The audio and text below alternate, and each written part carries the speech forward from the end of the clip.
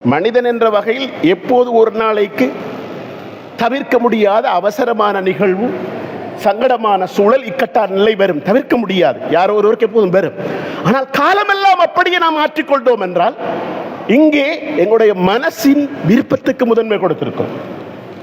ஜும்மா தொழுகைக்கு நேரத்துக்கு வராதவர்கள் எல்லாரும் அங்கே பெரிய வேலை ஒன்றும் பார்க்கல, சும்மா தான் இருந்த. வெள்ளிக்கிழமை கடை மூடி, என்னத்துக்கு மூடின? ஜும்மாக்கு போறதுக்காக கடை மூடி. வெள்ளிக்கிழமை பசார் மூடி, வெள்ளிக்கிழமை ஜும்மாவுக்கு போறதுக்காக.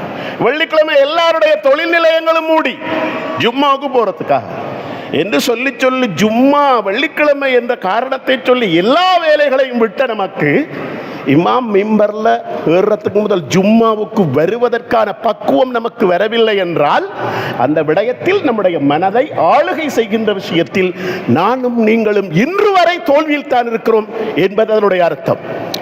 எனவே அன்புக்குரிய சகோதரர்களே, மனசு சொல்லும், அது டைமுக்கு போறதுக்கு விருப்பம் இல்லாமதான் சொல்லும். அங்க பள்ளிக்குள்ள போய் நீ என்ன செய்ய போறாய், என்ன பயான பண்ண போறாங்க, நமக்கு தெரியாத பயான பண்ண போறாங்க, ஒரே குர்ஆனும் ஹதீஸும் தானே சொல்ல போறாங்க.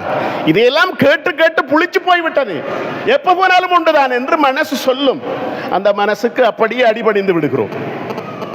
அந்த நேரத்தில் வீட்டு வேலைகளை கொண்டு வந்து முன்னால காட்டும், இதைவிட முக்கியமான ஒரு வேலை ஒன்று இருக்கு, முடித்து விட்டு போ என்று சொல்லும். அந்நேரம் மனசு அதை முக்கியத்துவமாக கருதும்.